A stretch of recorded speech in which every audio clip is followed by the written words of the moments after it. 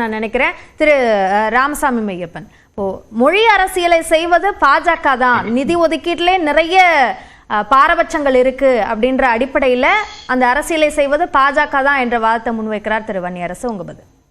பாரத மண்ணிற்கும் தமிழ் மக்களுக்கும் முதற்கண் வணக்கங்கள்.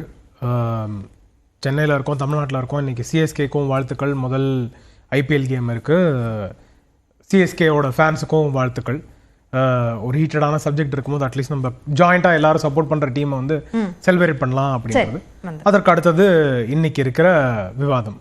உங்களோட கேள்விக்கு வரதுக்கு முன்னாடி ஒரே ஒரு ஸ்டாட்டிஸ்டிக்ஸ். 1996 இருந்து 2014 வரைக்கும் 18 ஆண்டுகள் வந்து திமுக வந்து மத்தியில் ஆட்சியில் இருந்திருக்காங்க. வெவ்வேறு கூட்டணிகள், யுனைடெட் ஃப்ரண்ட்ல பல கட்சிகளோட, அதுக்கப்புறம் பாஜகவோட என்டிஏல, அப்புறம் யுனைடெட் ப்ராக்ரஸிவ் அலையன்ஸ்னு அவங்க வந்து ஒரு காங்கிரஸ் கட்சியோட சார்ந்து மற்றும் பல கட்சிகளோட சார்ந்து கூட்டணியில் இருந்திருக்காங்க.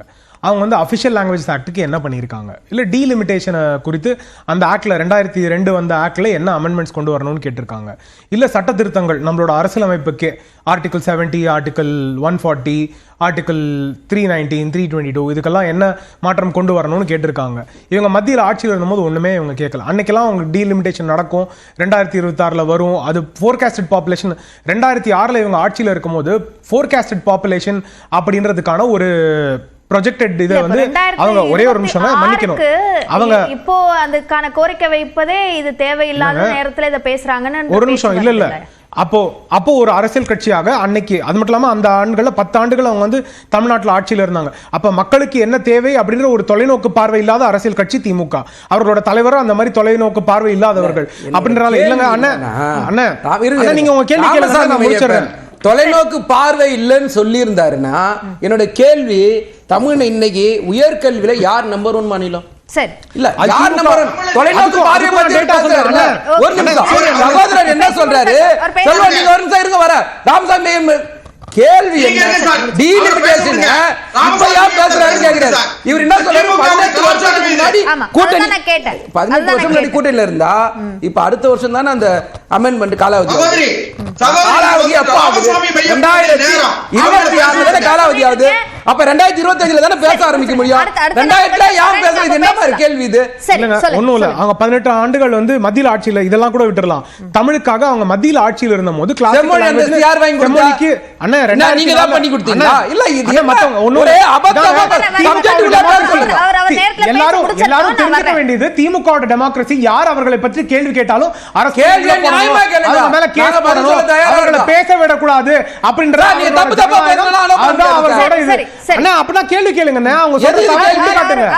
நீங்க 2026 25 ஏன் கேளுங்க? 2000 ஏன் கேளுங்க? அப்ப நீங்க பதில் சொல்லலாம். நான் ரெண்டாவது சுற்றுல வர, நீங்க அப்ப பதில் சொல்லலாம். இது எல்லாருக்கும் தெரிய வேண்டிய விஷயம். திமுக ஆட்சியில யாரு கேள்வி கேட்டாலும் அவர்கள் ஜெயிலுக்கு அனுப்பப்படுவார்கள். தவறாக வழக்குகள் அவர்கள் மேல் போடப்படும். அவர்களை வந்து இந்த மாதிரி மேடையில பேசலாமா? மேடையில பேச மாட்டாங்க. பாராளுமன்றத்தில்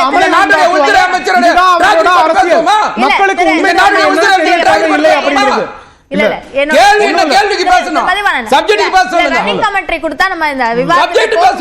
முடியாது. நான் அதான் நான் கேக்குறேன். 96 இருந்து 2014 தமிழுக்காக, தமிழ் கிளாசிக்கல் லாங்குவேஜ் தமிழுக்காக எவ்வளவு ஃபண்ட்ஸ் வாங்கி கொடுத்தாங்க?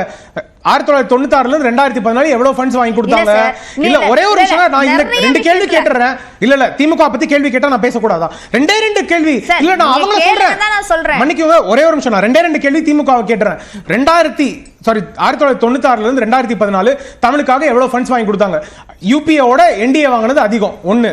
ரெண்டாவது, 1996 இருந்து 2014 வரைக்கும் எத்தனை சென்ட்ரல் தேர்வுகளை அவங்க தமிழ்ல நடத்தினாங்க? 2014 இருந்து 2025 வரைக்கும் இவ்வளவு தேர்வுகள் தமிழ்ல நடத்தப்படுது. அவங்க 18 வருஷம் மத்தியில் ஆட்சியில இருந்து தமிழுக்காக அவர்கள் என்ன செய்தார்கள்? ஒண்ணும் இல்ல. இது இல்லாம ஒரே ஒரு நிமிஷம், ஒரே ஒரு கேள்வி, ஒரே ஒரு கேள்வி. நீங்க டேட்டா சொல்லுங்க. ஒரே ஒரு நிமிஷம் கேட்க கூடாதுன்னு சொல்ல முடியாது. இல்ல டெஃபினட்டா நீங்க கேளுங்க. இன்னும் ஒரே ஒரு விஷயத்தை மட்டும் சொல்லிடுறேன் நான் இதே இதுல. தமிழுக்காக இன்னைக்கு வந்து குஜராத்ல வந்து ஒரு இது நடத்துறாங்க. அதே மாதிரி இது வாரணாசியில ஒரு இது நடத்துறோம். அங்க இருக்க யூனிவர்சிட்டிஸோட ஒரு சேர் இருக்கு.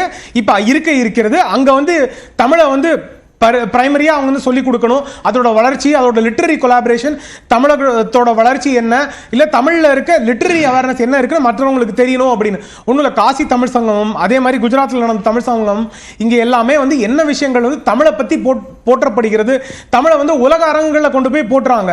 அது இந்த ஆட்சியில் நடக்குது. இதற்கு முன்னாடி 18 வருஷம் அவர்கள் ஆட்சியில் என்ன செய்தார்கள்? அவர்கள் 10 ஆண்டுகள் அவர்கள் இங்கே தமிழகத்தில் இருந்தாங்க, என்ன செய்தார்கள்? இந்தி அந்த மொழி போராட்டம் நடந்தது எல்லாமே காங்கிரஸ் கட்சியை எதிர்த்து தானே அந்த போராட்டங்கள் நடத்தப்பட்டது.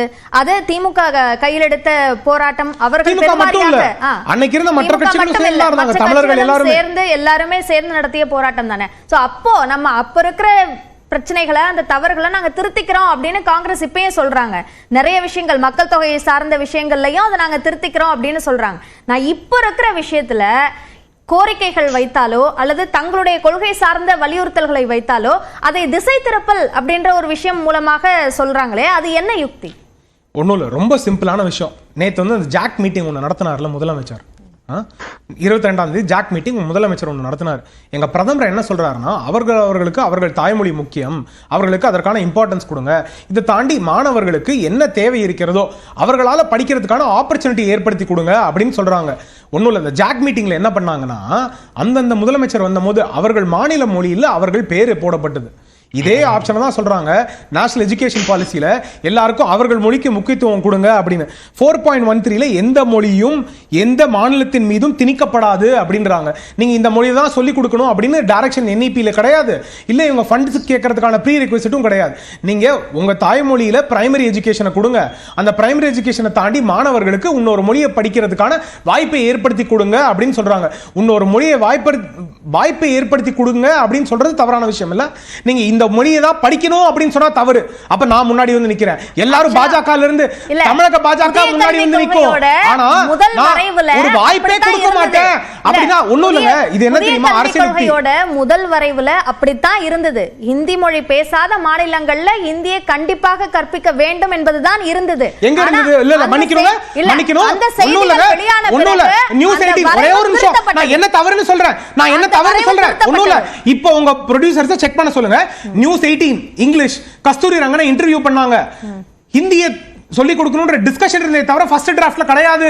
ஃபர்ஸ்ட் டிராஃப்ட்ல கிடையாது, இருந்தது டிஸ்கஷன்ல கிடையாது. கவர்மெண்ட்டுக்கு கொடுக்கப்பட்ட கவர்மெண்ட்டுக்கு கொடுக்கப்பட்ட டிராஃப்ட்ல கிடையாது. நாடாளுமன்றத்துல அது நீக்கப்பட்டதாக பாஜக அமைச்சரால் அறிவிக்கப்பட்டது. அதுதாங்க சொல்றேன், பாஜக அதை ஏற்றுக்கொள்ளலன்னு சொல்றேன். நான் பப்ளிஷ் பண்ண டிராஃப்ட் கிடையாது. எப்பவுமே பப்ளிஷ் பண்ண டிராஃப்ட் இருந்து செய்தி வெளியிடப்பட்டது. இல்ல அதுதான் பாஜக வேண்டாம்னு சொன்னாங்க. நான் என்ன சொல்றேன்னா, பாஜக வேண்டாம்னு சொன்னாங்க. அதற்கு பிறகு எதிர்ப்பு வந்த பிறகு அது திருத்தப்பட்டது. மன்னிக்கணுங்க, அந்த பத்தி நீக்கப்பட்டது. மன்னிக்கணுங்க, பாஜக வேண்டாம்னு சொன்னாங்க. ஒண்ணும் இல்லங்க, எல்லாரும் இவ்வளவு சொல்றாங்கல்ல. ராஷ்டிரிய சுயம் சங்கம் ஆரம்பிச்ச காலத்துல இருந்து ராஷ்டிரிய பாஷைகள் அப்படின்னு அவர்கள் வந்து ஹிந்தியில வச்சுக்கிட்டாங்க. நாட்டில் இருக்கும் பல மொழிகளுக்கும் முக்கியத்துவம் கொடுக்கப்பட வேண்டும் அப்படின்றது அவங்களோட முதல் ஆரம்ப கட்டத்துல இருந்து இருக்குங்க. ஒன்றும் இல்லை, நான் வந்து சின்ன வயசுல இருந்து போயிட்டு இருக்கேன். எனக்கு எல்லா மாநிலங்கள்லயும் ஷாக்கான நடத்துறாங்க, அங்க எல்லாத்துலயும் அந்தந்த மாநில மொழியில தான் நடத்துறாங்க. யாரும் சமஸ்கிருதத்தில் நடத்தல, ஹிந்தியில நடத்தல. எல்லா மாநிலங்களும் ஒன்றும் இல்லைங்க, நான் வழக்கறிஞராக இருக்கேன். வழக்கறிஞர்கள் சமூகம் எல்லாருமே அந்தந்த மாநில மொழிகளுக்கும் முக்கியத்துவம் கொடுக்கப்பட வேண்டும் அப்படின்னு கேட்கறாங்க. இது ஒன்று. ரெண்டாவது, ஒன்றும் இல்லைங்க, ஸ்டேட்ல ஃபண்டிங் இருக்குங்க, சென்ட்ரல் ஃபண்டிங் ஒன்று வாங்குறாங்க. இதாவது இந்த மொழிகள்ல அந்தந்த தீர்ப்பை மாத்தணும், கடைக்கோடி மக்களுக்கும் தெரியணும் அப்படின்னு. நான் மத்த இதுக்கெல்லாம் கொள்ள சொல்லல. கன்சியூமர் ஆக்ட் அப்படின்றது சாதாரண மக்கள் வந்து கேட்கறது. அந்த கன்சியூமர் ஆக்ட் கீழ அவங்க மாத்தணும் அப்படிங்கிற தேவை இருக்கு. ஸ்டேட் கவர்மெண்ட் ஃபண்டிங் இருக்கு. கடைக்கோடி மக்களுக்கு